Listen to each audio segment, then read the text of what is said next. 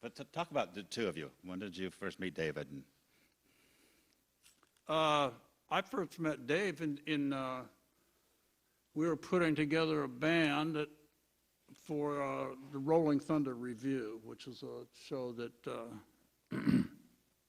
went out in about 1975. It's like a bicentennial year, I think, and it was going to be by 76.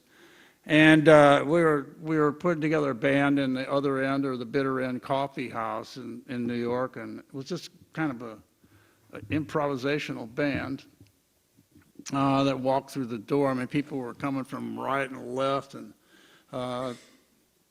Stoner walked through the door, and I'd known him playing bluegrass with John Harold, so I said, "Hey, how would you like to be in the band, play the bass?" And he said, "Sure." And then Steve Soules walked in the door. I said, "How would you like to sing harmony?" He said, "Sure." And we were playing the next door on a honky-tonk stage, And, one by one, we just sent for T-Bone he was down in Texas. I said, "Come on up here, man. We're getting drunk every night and playing music in the village. You'd like this. Come on up." And I don't know. So I sent him a ticket, and he came up, and he got in the band. And then Stoner said, "I know a left-handed piano player named Howie Wyeth." And I said, "Well, bring him in, man. I love left-handed piano players." So he said, "He's a drummer, too." So we had a drummer, left-handed piano player. And then, then one night, Mott the Hoople came in, Yeah, Hunter, and Ronson was with them. Mick Ronson was with them. They were sitting out in the audience there. And I spotted Ronson. I said, "Hey, man, you play the guitar. Get up here on the stage." And he said, "Oh, I play, man." I said, "Well, it's in the key of G. Don't worry." So, he was one of those guys who would bend his, like third string on the guitar, the G, he'd bend it all the way up under the E string and just take the skin off his hands. He was like, nothing stopped Ronson. And he is a great guitar player and would have, a great producer as well. And so finally, we had the stage littered with guitars and confusion. And I said, this band would be perfect if we had a fiddle player. And, afterwards in the dressing room, this little girl came up to me and she said, "My boyfriend plays the fiddle." I said, "What?" And she said, "Yeah, he plays the fiddle." I said, well, tell him to come down tomorrow night. So, the next night, a 17-year-old kid walks in the back room, with a big Jufro haircut, and and David was living with Jenny and another girl.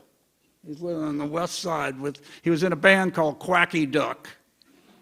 And famous Quacky Duck. Living with two girls, at 17. This is New York City, ladies and gentlemen. This is a different reality.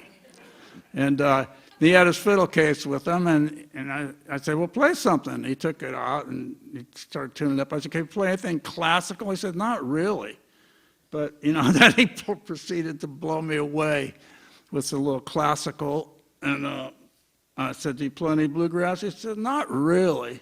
And he started to play a little breakdown, and then I said, "Well, man," I said, "Do you play anything else?" He said, "I'm really a guitar player." He said, "But there's too many of them around." He said, "So I've been concentrating on these other instruments." I said, "Well, what else do you play?" He said, "Well, I play some pedal steel." I go, "Well, that's it, right there." I said, "What else?" He said, 5-string banjo, and just, it was nuts. So I said, "Come on the stage." And he said, "What do we play?" I said, "It's in the key of G," which everything was, anyway, because I only know one chord. So, and I mean, David's so accomplished that, it just jumped right in. And it then became the band for the Rolling Thunder Review. And it's the only band that ever went out on a national tour of auditoriums and sheds. And it had 7 guitar players. 7 guitar players on stage at the same time, all in tune, on a good day. And on a good day, it was sublime, really great. Sometimes they got a little crazy, especially if Ramblin' Jack got out of tune a little bit. But Roger McGuinn had an electric 12-string, and oh man, it was Jack great. played electric guitar for the first time on that tour. Yeah, and Jack played electric guitar for the first time. Oh, there's a picture of him. Look at that.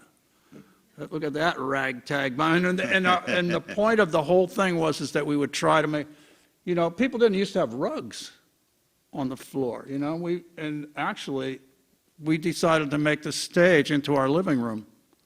And we had a working bar, literally, and with kegs and stuff, and people pulling beers and chairs and couches on the stage. And people, it was like built on what the opera used to be like back in the Ryman days when acts would be, when it was a radio show and the acts would be at center stage doing the radio show and everybody else would be milling around behind them. I mean, you would go to the Ryman and you would just not know where to look because, everybody was like, all the stars were on stage at the same time. And so that was like my idea, is to try to make it into a living room kind of thing, and for everybody. And people did. It was a 4.5-hour show, and people would come out and they would do their part, and then they would sit down and have a beer and watch the rest of the and people would come and join us, right? People would come along. They come to visit and then wouldn't leave. Yeah, they would. Like Joni Mitchell came to visit. She never left. She just got on the bus, and the Bruce Springsteen came. Patti Smith was there. It took too many. Rick Danko, from the band. It's like a, name-dropping contest. Anyway, yet I ramble. But you were there the whole time, right? Because it did kind of constantly change and evolve as It you went did. along, and you were sort of the wrangler of making sure everybody got on time. And Oh, well, on time. Yeah, that's another story. But, we had fun. yeah, We had a good yeah, time. That's great. Sort of unusual tour. Yeah, it was a still, very unusual tour. All the people that worked everybody that worked on this tour, including the bus drivers, were all writers of one kind or another. The baggage handlers were a bunch of beatnik poets, Peter Orlovsky and Ann Waldman and Allen Ginsberg.